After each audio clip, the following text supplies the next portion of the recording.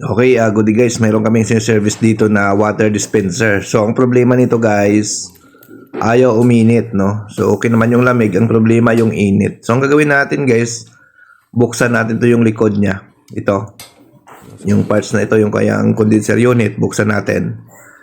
No? So, ito guys, yung mga ganitong problema guys, ay usually, ano lang ito, basic problem lang ito, no? Kaya ito i-DIY guys, sa mga gusto mag-DIY, no?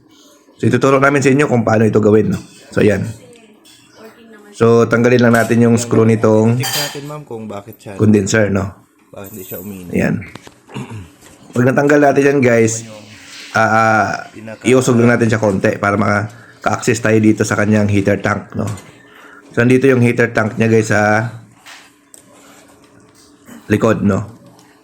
So, mayroong parts yan dito, guys, na titest, no? Testerin mo nga. So, ang ginawa namin dito, guys, testerin namin kung buo pa ba, no? Yung parts na ito, no? So, ito yung parts na to, guys, ang kailangan nyo dyan i-check, no? Kung mayroon siyang continuity, no? Ayan. Ayan. Continuity, no? Titest nyo siya. Ayan. Wala siya. Ayan.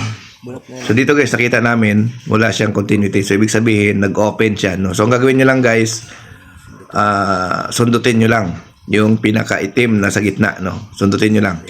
So, yan. Tester mo So, yun. Pagkatapos yan, guys, yan. Okay na yan, no? So, ganun lang po, guys, no? Ang pag-test nito.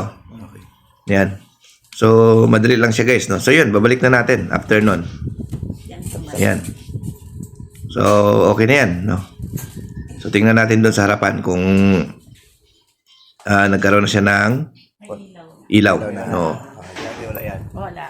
Yan. Wala.